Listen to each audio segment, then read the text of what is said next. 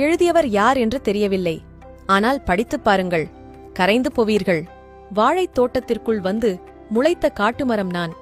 எல்லா மரங்களும் ஏதாவது ஒரு கனி கொடுக்க எதுக்கும் உதவாத முள்ளு மரம் நான். தாயும் நல்லவள், தகப்பனும் நல்லவன். தரிகெட்டுப் போனதென்னவோ நான். படிப்பு வரவில்லை, படித்தாலும் ஏறவில்லை. இங்கிலீஷ் டீச்சரின் இடுப்பை பார்க்க 2 மைல் நடந்து பள்ளிக்கு போவேன். பிஞ்சிலே பழுத்ததே, எல்லாம் தலையெழுத்தென்று எட்டி மிதிப்பான் அப்பன். 10 வயதில் திருட்டு, 12இல் பீடி, 13இல் சாராயம், 14இல் பலான படம், 15இல் ஒண்டி வீட்டுக்காரி, 18இல் அடிதடி, 20க்குள் எத்தனையோ பெண்களிடம் விளையாட்டு, 2-3 முறை கருக்கலைப்பு. 8வது பெயிலுக்கு ஹெட்மாஸ்டர் வேலையா கிடைக்கும். மண்லாரி ஓட்டினால் லோடுக்கு 100 தருவார்கள். வாங்கும் பணத்துக்கு குடியும் கூத்தியாரும் என எவன் சொல்லியும் திருந்தாமல் எச்சிப் பிழைப்பு பிழைக்க கைமீறிப் போனதென்று கால்கட்டுக்கு ஏற்பாடு செய்தனார். வேசிக்கு காசு வேணும், வருபவள் ஓசிதானே. மூக்குமுட்டத் தின்னவும் முந்தானை விரிக்கவும் 3 பவுனுடன் விவரம் தெரியாத ஒருத்தி விளக்கேற்ற வீடு வந்தாள். வயிற்றில் பசித்தாலும் வயிற்றுக்கு கீழ் பசித்தாலும் வக்கணையாய் பரிமாறினாள். தின்னு கொழுத்தேனே தவிர மருந்துக்கும் திருந்தவில்லை. 3 பவுன் போட முட்டா பயலானான். இன்னும் 5 வேண்டுமென்று இடுப்பில் மிதித்து அவள் அப்பா வீட்டிற்கு அனுப்பி வைக்க கறவை மாட்டை விற்று 5 பவுனுடன் வீட்டுக்கு வந்தாள். ஒரு இரவில் அவள் கைப்பிடிக்க தள்ளிப்போனதென்று தள்ளிவிட்டாள். இருக்கும் சனி போதாதென்று இன்னொரு சனியா? மசக்கை என்று சொல்லி மணிக்கொரு முறை வாந்தி. வயிற்றைக் காரணம் காட்டி வாய்க்கு ருசியாய் சமைப்பதில்லை. சாராயத்தின் வீரியத்தால் சண்டையிட்டு அவளை வெளியே அனுப்ப தெருவில் பார்த்தவரெல்லாம் சாபம் விட்டுப் போவார்கள். கடைசி 3 மாதம் அப்பன் வீட்டுக்கு அவள் போக கறிவேப்பிலைக்காரி ஒருத்தி வாசனையாய் வந்து போனாள்.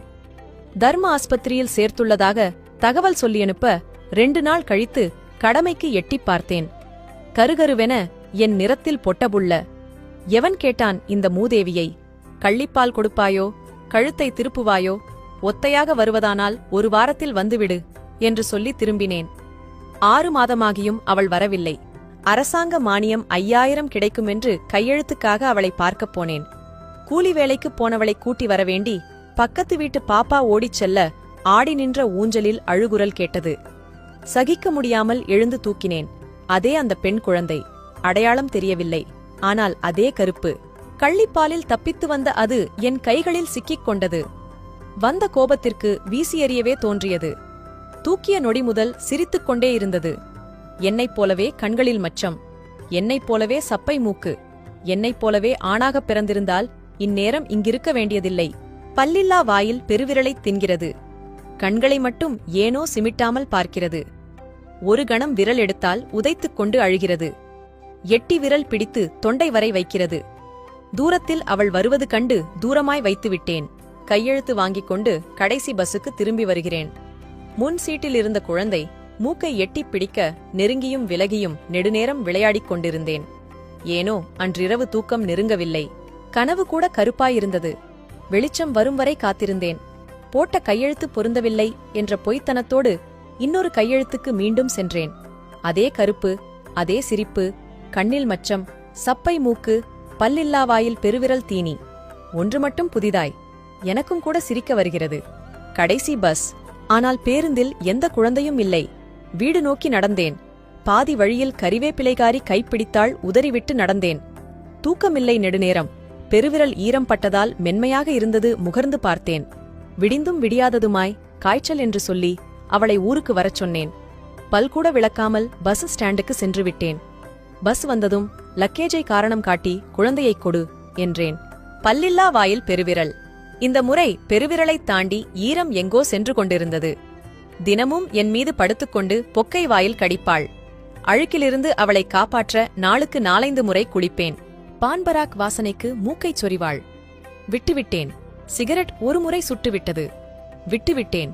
சாராய வாசனைக்கு வாந்தி எடுத்தாள். விட்டுவிட்டேன். ஒரு வயதானது. உறவுகளெல்லாம் கூடி நின்று அத்தை சொல்லு, மாமா சொல்லு, பாட்டி சொல்லு, அம்மா சொல்லு என்று சொல்லிக் கொடுத்துக் கொண்டிருந்தார்கள். எனக்கும் ஆசையாக இருந்தது. அப்பா சொல்லு என்று சொல்ல முடியவில்லை. ஏதோ என்னை தடுத்தது. ஆனால் அவளை எதுவும் தடுக்கவில்லை.